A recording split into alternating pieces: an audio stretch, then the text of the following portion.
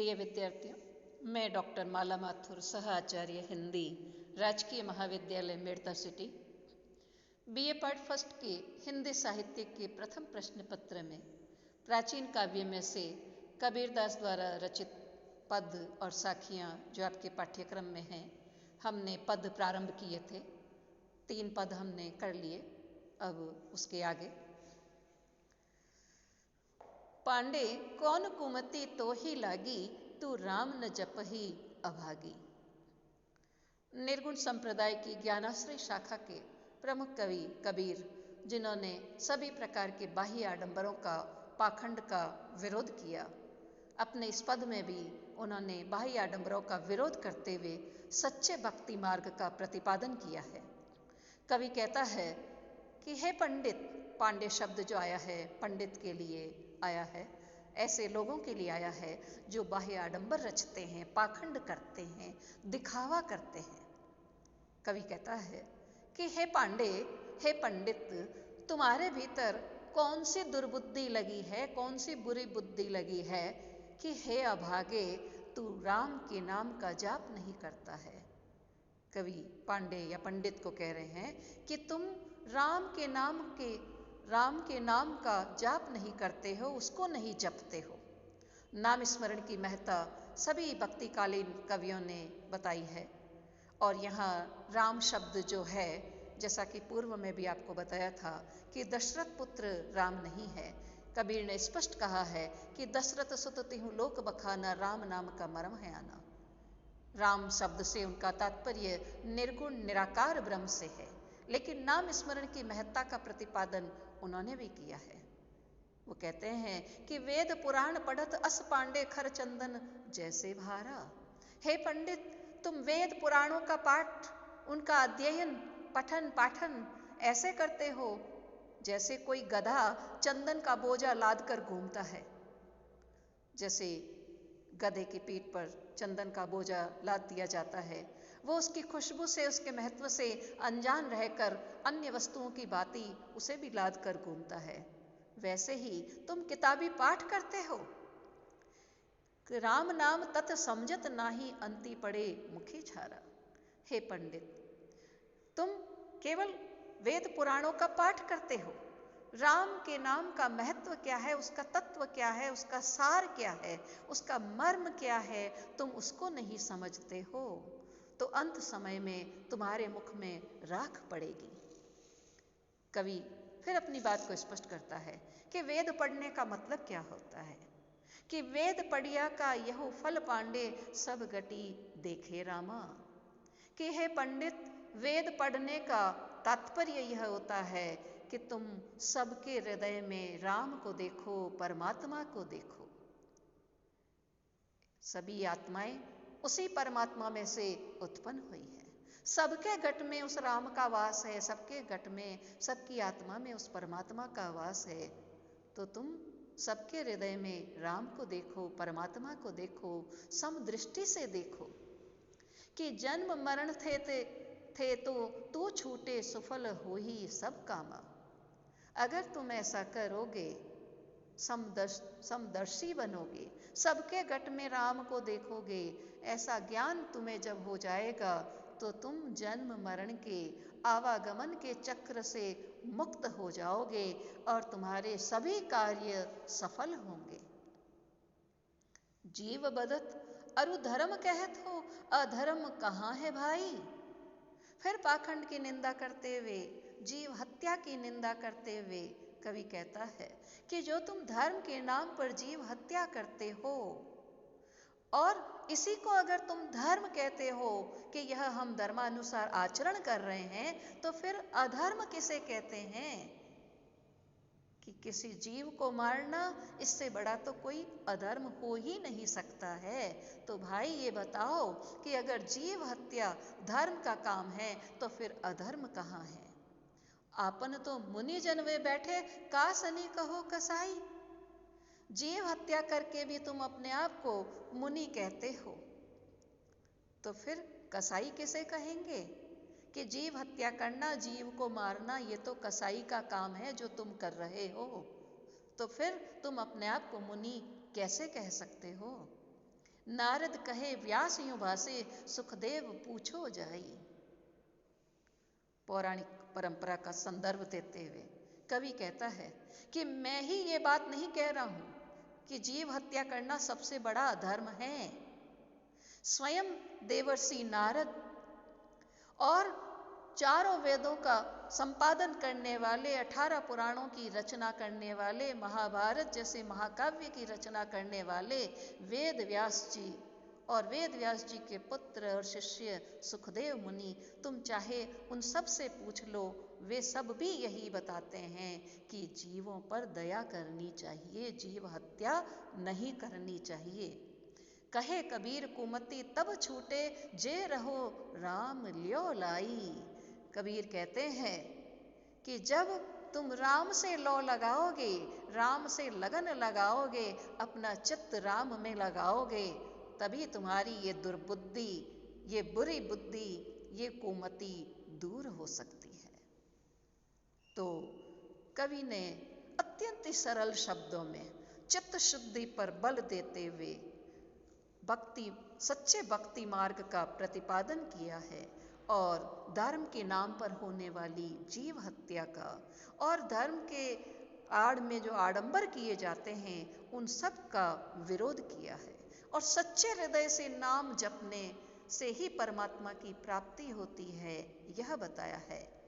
इसमें अनुप्रास और काव्यलिंग अलंकार है। हम न मरे मरी है संसारा, अब न मरो मरने मन माना, ते मुए जिनी राम न जाना। कबीरदास जी आत्मा और परमात्मा की अद्वैत स्थिति का वर्णन करते हुए कह रहे हैं कि हम नहीं मरेंगे, ये संसार मरेगा, ये संसार क्षणभंगुर है, नष्ट होगा। हमारी आत्मा नहीं। क्यों? क्योंकि हमें तो सभी को जिलाने वाला, सभी को जीवन देने वाला वह परमात्मा मिल गया है, उसकी प्राप्ति हो गई है कि अब न मरो मरने मन माना, ते मुए जिनी राम न जाना। अब हम नहीं मरेंगे, वे मरेंगे जिन्होंने राम को नहीं जाना है, जिन्होंने अपने हृदय में उस राम को, उस परमात्मा को अनुभूत नहीं किया है, उसका साक्षात्कार नहीं किया है, वो मरेंगे। साकत मरे संत जन जीवे, भरी भरी राम रसायन पीवे। कवि कहता है कि शाक्त मरेंगे, संत जन जीवित रहेंगे और हम तो राम रूपी रसायन के प्याले भर भर के पिएंगे। हरि मरी है तो हम हो मरिए, हरि न मरे हम काहे को मरी है। कबीर की बहुत ही प्रसिद्ध पंक्ति है। आत्मा और परमात्मा की अद्वैत स्थिति का वर्णन करते हुए कवि कहता है कि हरि मरी है तो हम हो मरिए, कि भगवान मरेंगे तो हम मरेंगे और हरि न मरे हम काहे को मरिए। अगर भगवान नहीं मरेंगे तो हम क्यों मरेंगे। हमारी आत्मा तो उस परमात्मा में एकाकार हो गई है और जब वो परमात्मा अविनाशी है, अनश्वर है, तो हम क्यों मरेंगे। कहे कबीर मन मन ही मिलावा, अमर भय सुख सागर पावा। कबीर कहते हैं कि हमारा मन तो उस मन में, उस परमात्मा में मिल गया है, एकाकार हो गया है, इसलिए हम तो अमर हो गए हैं और हमने सुख रूपी समुद्र को प्राप्त कर लिया है। तो आत्मा और परमात्मा की एकाकारिता का वर्णन कवि ने इसमें किया है। अनुप्रास, रूपक, विरोधाभास और काव्यलिंग अलंकार है। माया महाठगिनी हम जानी, त्रिगुण फांसी लिए कर डोले, बोले मधुरी बानी। सभी भक्तिकालीन कवियों ने आत्मा और परमात्मा के मिलन की बात कही है और उसमें बाधक तत्व उन्होंने माया या शैतान को माना है।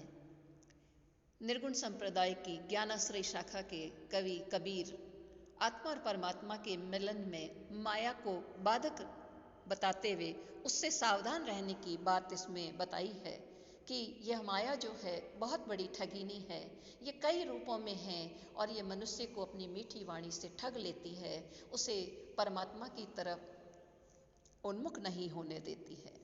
तो कवि कहता है कि माया महा ठगिनी हम जानी, कि हमने यह जान लिया है कि यह माया जो है बहुत बड़ी ठगिनी है। आत्मा और परमात्मा के मिलन में बाधक यह माया बहुत बड़ी ठगिनी है। त्रिगुण फांसी लिए कर डोले बोले मधुरी बानी।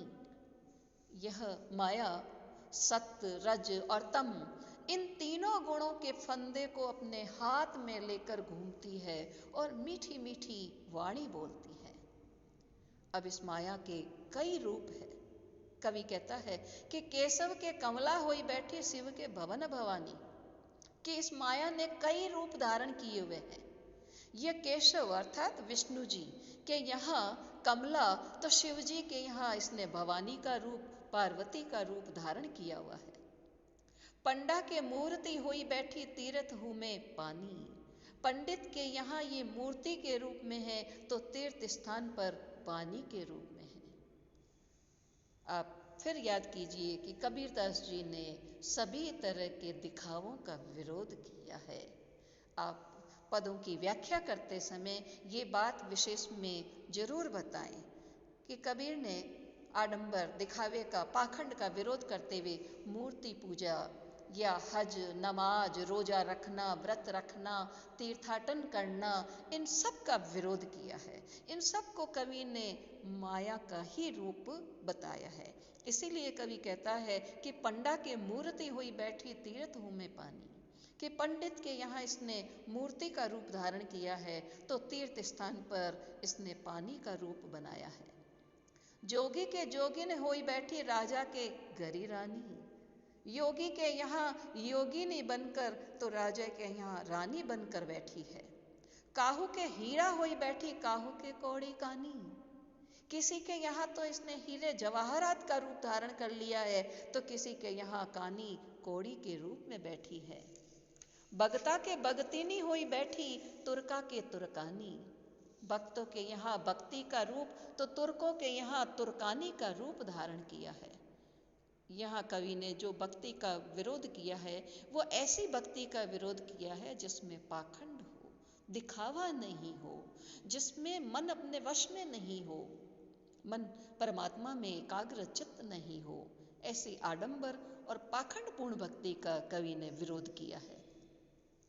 दास कबीर साहब का बंदा जाके हाथ बिकानी, कबीरदास जी कहते हैं कि मैं तो उस परमात्मा का बंदा हूँ जिसके हाथों ये बिक गई है। तो इसमें कवि ने माया के विविध रूप बताते हुए जीव को सचेत किया है, क्योंकि यह माया आत्मा और परमात्मा के मिलन में सर्व प्रमुख बाधा है। और कवि ने सभी तरह के आडंबरों का, पाखंडों का विरोध किया है। अनुप्रास और उपमा अलंकार है। जीनी जीनी बीनी चदरिया, काह के ताना काह के भरनी, कौन तार से बीनी चदरिया। कवि का बहुत ही प्रसिद्ध पद है। कवि का पालन पोषण जुलाहा परिवार में हुआ था। तो जुलाहा के जो उपकरण होते हैं, जो नित्य काम में लेने वाले हैं, उनका उपयोग करते हुए कवि ने बहुत ही सुंदर रूपक इसमें रचा है। कबीर इसमें बताते हैं कि परमात्मा ने इस मनुष्य देह का निर्माण बड़े यत्न से किया है और अंत में हमें उसी परमात्मा में जाकर मिलना है। तो हम अपने इस मनुष्य जीवन को सत्कर्मों के साथ बिताएं और इस देह रूपी चादर को बिना मैला किए उस परमात्मा को सौंप दें। कवि कहते हैं कि जीनी जीनी बीनी चदरिया, कि ईश्वर ने इस देह रूपी चादर का जो निर्माण किया है, यह देह रूपी चादर अत्यंत जीनी है, पतली है, बहुत ही कलात्मक है। और काह के ताना काह के बरनी, कौन तार से बीनी चदरिया। कवि पहले स्वयं प्रश्न करता है कि इस शरीर रूपी चादर को बुनने में कौन सा ताना, कौन सी भरनी प्रयुक्त हुई है और कौन से तार से इस चादर को बुना गया है। कपड़ा बुनने में जो ताना, भरनी, तार जो मुख्य धागे आड़ा तिरछा काम में लिया जाता है, उन सबको कवि ने इस रूपक में काम में लिया है। इंगला पिंगला ताना भरनी सुसुमन तार से बीनी चदरिया। प्रश्न का उत्तर देते हुए कवि कहता है कि इस शरीर रूपी चादर को बुनने में इंगला नाड़ी ताना है, पिंगला नाड़ी भरनी है और सुषुम्ना नाड़ी इसका मुख्य तार है। 8 कमल दल चरखा डोले 5 तत्व गुण तीनी चदरिया। कवि कहता है कि हमारे इस देह के भीतर 8 पत्तों का कमल चरखे की तरह घूमता रहता है और इसके निर्माण में 5 तत्व पृथ्वी, आकाश, वायु, अग्नि, जल और तीनों गुण सत्व, रज, तम, ये सब इसके निर्माण से जुड़े हुए हैं। इन सब से इस देह का निर्माण होता है। साई को सियत मास 10 लागे ठोक ठोक के बीनी चदरिया। इस शरीर रूपी चादर को बुनने में ईश्वर को 10 मास लगे और ईश्वर ने इसे बहुत ठोक ठोक कर अच्छी तरह से इसका निर्माण किया है। सो चादर सुर नर मुनि ओढ़िन ओढ़ी के मैली कीनी चदरिया। कवि कहता है कि ईश्वर द्वारा निर्मित इस देह रूपी चादर को देवताओं ने ओढ़ा, मनुष्यों ने ओढ़ा, मुनियों ने ओढ़ा, लेकिन सभी ने उसको ओढ़कर मैला कर दिया। मैला करने से यहाँ तात्पर्य कवि का पाखंडपूर्ण आचरण से है कि अपने ऐसे पाखंडपूर्ण आचरण से, कर्मों से उन्होंने मैला कर दिया। लेकिन दास कबीर यतन से ओढ़िन ज्यों का त्यों धरी तीनी चदरिया। कबीरदास जी कहते हैं कि मैंने इस शरीर रूपी चादर को यत्न पूर्वक सावधानी से ओढ़ा और उसे मैला किए बिना ज्यों का त्यों रख दिया। मैंने बहुत यत्न पूर्वक, अर्थात मैंने अपने कर्मों के द्वारा, अपने शुद्ध और पवित्र आचरण के द्वारा मैंने इस मनुष्य जीवन को बिताया और ये मनुष्य देह रूपी चादर को मैंने मैला नहीं होने दिया और उसे ज्यों का त्यों उज्ज्वल और पवित्र रूप में परमात्मा को सौंप दिया। तो इसमें कवि ने बहुत ही सहजता से स्पष्ट किया है कि मानव शरीर का निर्माण ईश्वर बड़े यत्न से करता है। इस शरीर के निर्माण में इंगला, पिंगला, सुषुम्ना नाड़ियां काम आती है और हृदय भाग में सहस्रार कमल या योनि कमल घूमता रहता है। इसका निर्माण 5 भौतिक तत्वों और 3 गुणों से होता है और यह मनुष्य देह उस ईश्वर की एक कलात्मक रचना है। इसलिए इसका उपयोग इस तरह होना चाहिए कि मनुष्य अपने कर्मों के द्वारा इसे अपवित्र न करे और उसे उसी रूप में, उज्ज्वल रूप में ईश्वर को समर्पित किया जा सके। तो इस शरीर को हम अपने कर्मों और आचरण की अपवित्रता और विषय वासना के कालुष्य से मैला नहीं करें। कवि ने इसमें अपने लोक अनुभव और अध्यात्म ज्ञान का बहुत ही सुंदर समावेश किया है और पूरे पद में रूपक अलंकार है, अनुप्रास, रूपक, समासोक्ति और काव्यलिंग अलंकार है और ये कवि का अत्यंत गेय पद है। धन्यवाद।